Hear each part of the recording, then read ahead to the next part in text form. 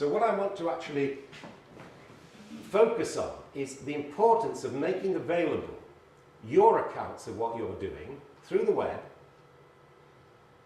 so that it's not just coming this way and the one person, sorry, what is your name at the back that has got something that you've made available? Which country? It's in Norwegian, so it's only for the Norwegians. Right. It's not really... Okay, but it is for, you've actually made it available. And when you say only for the Norwegians, okay? Well, it's Yeah. for those who understand. Right.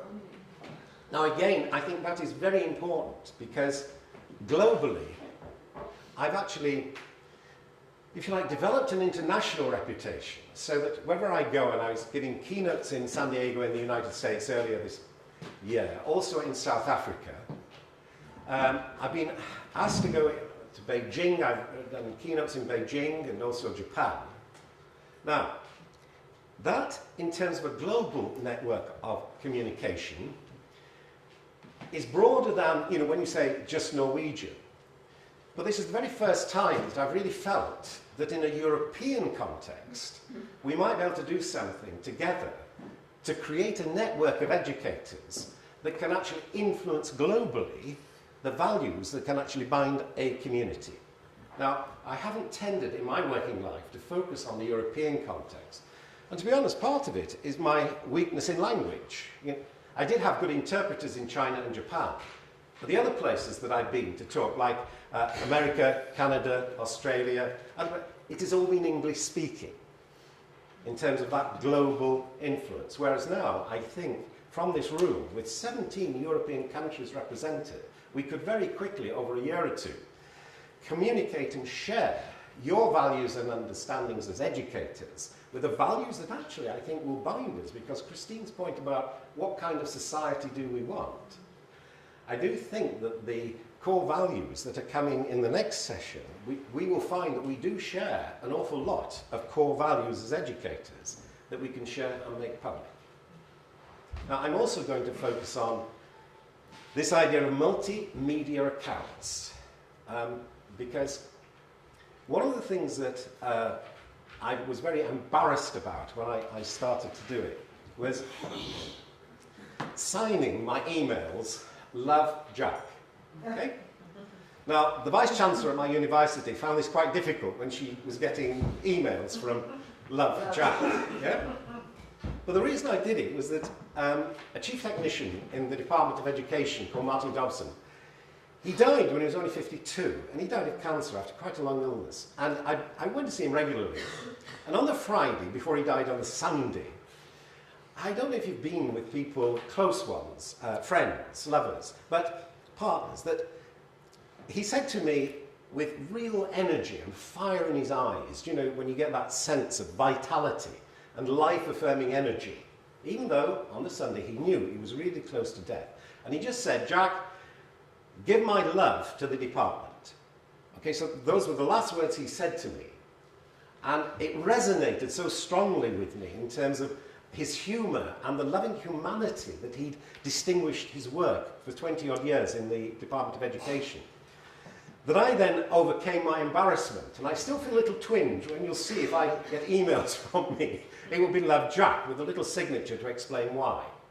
But I'm really convinced that we need to face the embarrassment of putting our loving, what we actually love to do, at the heart of our educational research.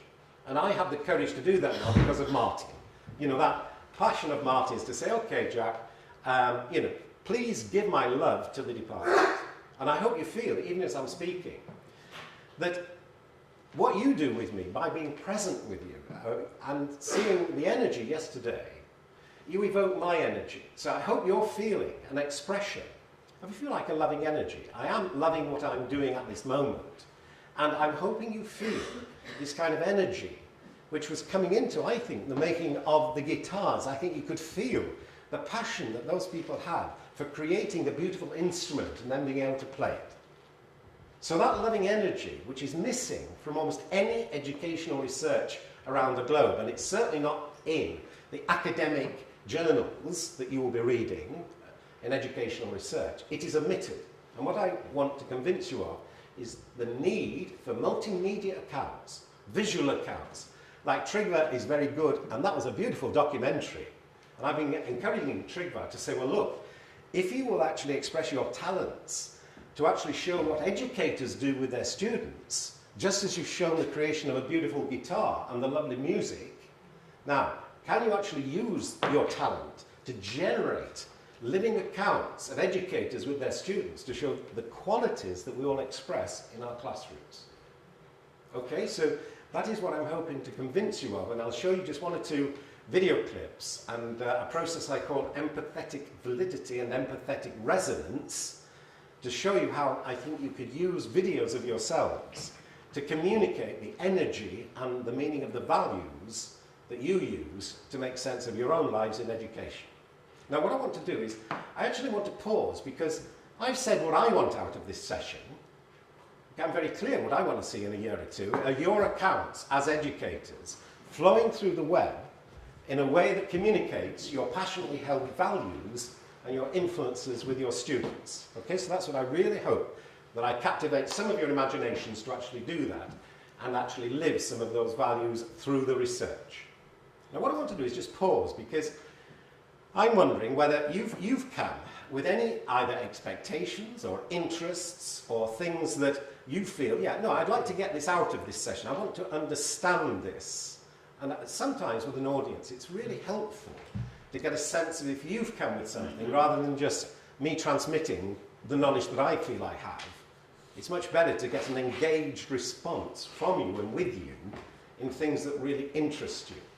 So I'm going to pause and just ask if there is anything that you've come with which actually is motivating you, which you feel, yes, I hope we cover this in the next hour.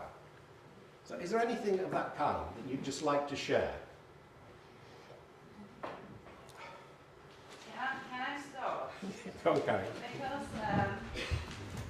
I was so amazed to look at all the applications for this workshop. And I saw that there were applicants from countries far away. And I thought this was a tremendous experience to meet people from countries I've never ever met before. So I think this intercultural expectation and also the authentic meeting with the people opened your eyes for new perspectives, that there are other ways of living which is as valuable as the way you are living.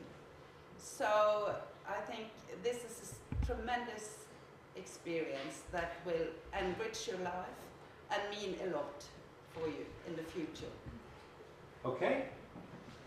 I'd like to get any other just responses, because I'll respond to Carrie and show how we might join a global community through the web if we want to sustain a connection using this medium. Any other issues, interests that you have?